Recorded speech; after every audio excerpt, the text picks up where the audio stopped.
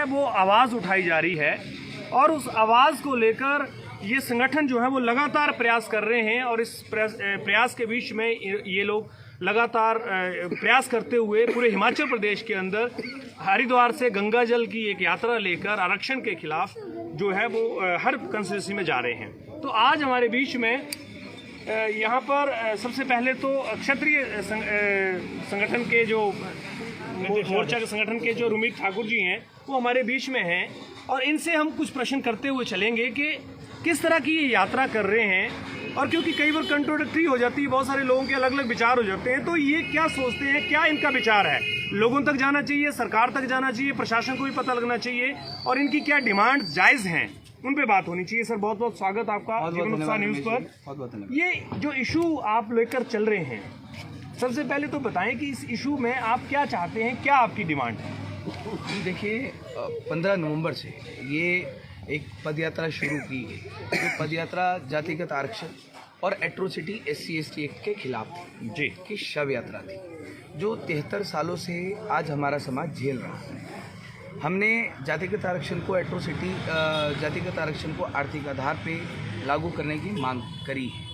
Atrocity SC/ST act जिसमें संशोधन होना चाहिए। एक आप इसको, मैं कानून को नहीं मैं बोल सकता, मैं इसको तालिबानी फतवा बोल सकता हूँ सर, कि इस देश में जो स्वर्ण समाज है उस स्वर्ण समाज का बिना पक्ष सुने उसके खिलाफ ऐसा एक कानून निकालना कि उस कोई भी खाली कागज़ पर लिख कर दे और उसके बिहा पर उसकी गिरफ्तारी हो जाए। गिरफ्तारी होने पर सरकार के द्वारा प्रोत्साहन राशि आवंटित करना अपने आप में एक चिंताजनक निर्णय है। हमने कहा कि एट्रोसिटी SC/ST में संशोधन है, हमारे लोगों की बात सुनी जानी चाहिए। हमारे लोगों के ऊपर झूठा केस अगर बने तो बनाने वाले व्यक्ति को भी कम से कम 3 साल की सज़ा होनी चाहिए। जो इसमें धनराशि आवंटित होती है, जो सरकार देती है, वो जैसा कि अभी हम लोगों ने RTI निकाली, RTI में 3.5 करोड़ रुपया सरकार ने 4 जिलों में आवंटित किया। एट्रोसिटी केसेस किसी परिवार को सज़ा नहीं, मैक्सिमम केसेस में CR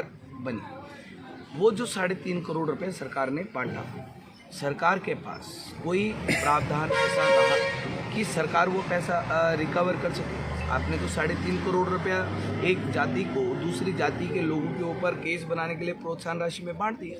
क्या वो पैसा लोगों के हिस्से की कमाई का पैसा नहीं? सरकार ने उसके ऊपर कोई क्यों नहीं रूल बनाया कि अगर झूठे केस के ऊपर धनराशि दी जाती है तो उस पैसे का अगर झूठा केस साबित होने पे उस जो धनराशि सरकार ने दी है उसका डबल अमाउंट सरकार रिकवर है? क्यों नहीं बनाया? आज अभी जैसे कि हमारे ध्यान में है, अभी हमीरपुर में कोई 20 केस एट्रोसिटी के बने हैं, उसमें 10 से 12 केस में रिकवरी उसमें CR बनने वाली है। सरकार ने पैसा बांट दिया। क्या वो जो 10 से 12 केस बने उसमें जो सरकार ने पैसा लाखों रुपया दिया, सरकार के पास कोई प्रावधान है कि सरकार वो पैसा रिकवर कर सके? नहीं, सरकार प्रोत्साहन राशियाँ बांटी जा रही है, एक समाज को कटघरे में लाकर खड़ी करी जा रही है। अगर आज हम लोग अपने अधिकारों की बात करते हैं तो कहीं पर देशद्रोही हम लोगों को कहा जाता है, कहीं पर कुछ कहा जाता है। अपने आप में चिंताजनक विषय है। रुमित जी, एक बड़ा प्रश्न यहाँ पर आता है जो कि मैं सभी पक्षों की बात करते हुए चलूँगा क्योंकि एक तरफ की बात नहीं कर रहा हूँ। क्या आप ये मानते हैं कि जो एट्रोसिटी एक्ट लगाया जाता है उसमें जो गलत तरीके से किया जाता है उसके विरोध में आप हैं या वाकई आप ये मानते हैं कि इसका दुरुपयोग ही हो रहा है? इसका दुरुपयोग ही हो रहा है साहब। हम ये जानते हैं और हमें मानते हैं कि एट्रोसिटी SC/ST एक्ट कोई भी कानून जब बनता है तो वो किसी एक ऐसे उसके लिए बनता है कि जिसके साथ गलत हो रहा है और हम पक्षधर हैं उस चीज़ के। लेकिन सुप्रीम कोर्ट ने अपनी जजमेंट दी कि 95% ये जो इसका जो एक्ट है इसका दुरुपयोग किया जा रहा है। सरकार को मंथन करना चाहिए, संशोधन करना चाहिए। देश के प्रधानमंत्री और कहते हैं कि इसको और मजबूती के साथ लागू करेंगे। हमने कहा कि या तो गोली मारने का आदेश दे कि स्वर्ण समाज के ऊपर एट्रोसिटी का अगर कोई केस लगाता है, आपने प्रोत्साहन राशि तो बांटनी है, तो भैया सीधा स्वर्ण समाज को गोली मारो और छोड़ो। सरकार का वोट बैंक भी बनेगा और चीज़ें भी बनेगी। जी, हमारे बीच में स्वर्ण समाज के अध्यक्ष भी आप खड़े हैं। सर, आप ये बताएं कि जो रुमित जी ने बातें कही हैं उन बातों से आप कितना संबंध रखते हैं और आप क्या उसमें अपना विचार रखना चाहते हैं कि किस तरह से इस कानून का दुरुपयोग हो रहा है और कैसे आप अपने समाज को या स्वर्ण समाज को या जो भी आरक्षण की बात की जाती है, जातिगत आरक्षण हटाकर आर्थिक रूप से आरक्षण की बात करते हैं। जिस प्रकार से हम लोग निरंतर देवभूमि क्षत्रिय संगठन और स्वर्ण मोर्चा शुरू से ही इस आंदोलन को इकट्ठे कर रहा है। हमने समाज की बात की, इससे पहले भी हमने समाज की बात की, इससे आगे भी समाज की बात कर रहे हैं। और जिस प्रकार हमने देखा अलग अलग जगहों कम से कम 60 से 65 केस हमने जो झूठे एट्रोसिटी के लगे, उन केसों को भी हमने देखा कि वो कुछ एक ज़मीनी विवाद पे थे, कुछ एक आपसी रंजिश निकालने के लिए वो केस थे, और वो बाद में सारे झूठे पाए गए। दुख होता है कि उसके बाद वो झूठे केस होने के बाद आप सरकार उसमें प्रोत्साहन राशि देती है। मैं नाम नहीं लेना चाहूँगा, एक एससी समाज से व्यक्ति है, वो अपनी नौकरी के दौरान सरकारी नौकरी में होते, उन्होंने 18 बारी लोगों के ऊपर एट्रोसिटी लगाया और एक भी लोगों को कोई सज़ा नहीं हुई। मैं अब ये प्रमाण देने की ज़रूरत आ गई है। और अगर ये लोग नहीं समझते, ये जो जिनकी दुकानदारियाँ चली है, अब हमें दिन आ गया है कि अब हम नाम लेके बताना पड़ेगा कि ये लोग हैं जिन्हों की ये दुकानदारियाँ हैं। और जो आज कुछ एक लोग आपको सड़कों पे या कहीं विरोध करते हुए नज़र आ रहे हैं, वो सभी लोग वो हैं जो समाज को, अपने समाज को बरगला रहे हैं। हमने कहा कि हम लोग किसी भी जाति समुदाय के खिलाफ नहीं हैं। कुछ लोग कहते हैं कि हम लोग अर्थी लेके अभी भी चले हैं। उन लोगों को मैं आपके द्वारा मैसेज देना चाहूँगा कि हम लोग पहले ये पता कर ले कि हम लोग ले क्या जा रहे हैं जी। दूसरी चीज़, हम जिस समाज की बात कर रहे हैं और वो जिस बात को बार बार दोहरा रहे हैं, वो हमेशा लड़ाई वाले बयानबाजी कर रहे हैं, जिससे पूरे समाज में एक अराजकता फैले। हमने हर समाज को इकट्ठे होने के लिए हमने एससी समाज से भी कहा है कि आप भी अपने जितने भी आपके अनुयायी हैं, जितने भी आपके अधिकारी हैं, उनको बोले कि हरियाणा की तर्ज पे जो क्रीमी लेयर है बाहर निकालें और जो गरीब परिवार हैं उनको आरक्षण का लाभ मिले। क्योंकि आज जो 1947 में लाइन में लगा था प्रथम स्थान पे, वो आज भी 2021 में वही उस लाइन में खड़ा है। लाइन भले ही 50 किलोमीटर लंबी लगी हो, परंतु वो पहले वाला व्यक्ति आज तक नहीं हटा।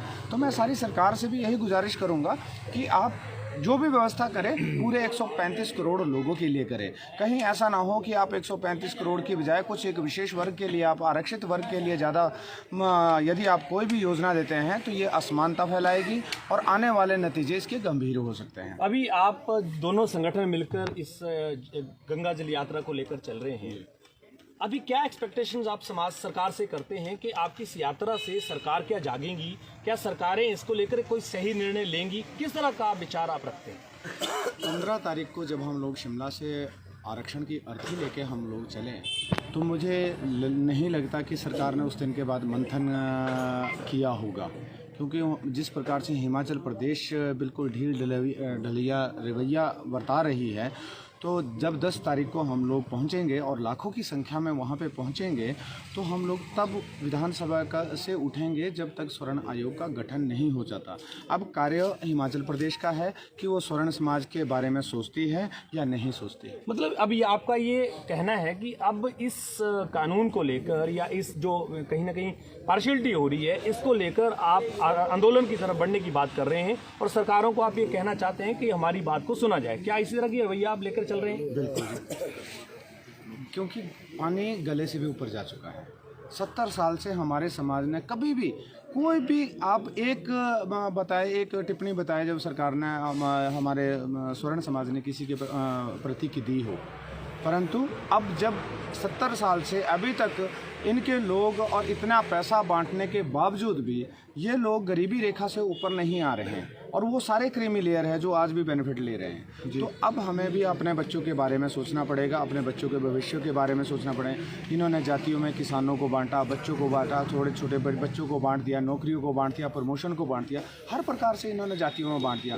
हम ये कहते हैं कि आर्थिक आधार पर लाएँ, सबको समानता का अधिकार दिया। यदि संविधान में 135 करोड़ लोगों के लिए संविधान अगर बना है, तो उसमें समानता का अधिकार जब लिखा है तो वो सभी को दे। प्रमाण सामने आएगा, सामने वो लिखे कि ऐसा ना हो कि आप सिर्फ कागजों में समानता दिखाई दे रही है और ज़मीनी हकीकत कुछ और है। व्यवसाय करेंगे वहाँ पे आरक्षण की तरह आप जातिवाद में बांटा है। हर एक चीज़ों को इन्होंने जातियों में बांट रखा है और ये राजनीतिक षड्यंत्र है। जी, हमारे बीच रोमित जी, एक सवाल मेरे आपसे रहेगा आप द्वारा, आपने या आपके संगठनों ने किस तरह से आंका, किस तरह से आधार बनाया कि आपको ये लगा कि एट्रोसिटी एक्ट का दुरुपयोग हो रहा है? कहाँ कहाँ आपको वो चीज़ें लगी हैं? साहब, जब हम लोगों ने अभी आरटीआई डाली, उससे पहले हम लोग लगे आरटीआई, तो हम लोगों ने बाद में डाले।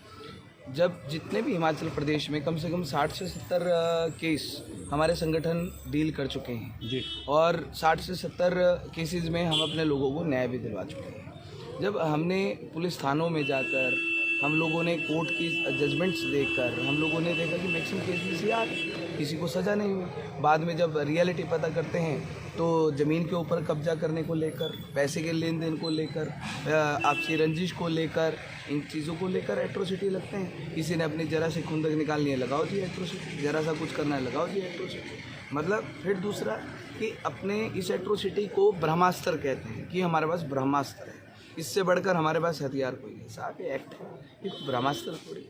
आप कौन से जो दुश्मन है आप उनको मारने की बात करते हैं इस ब्रह्मास्त्र से।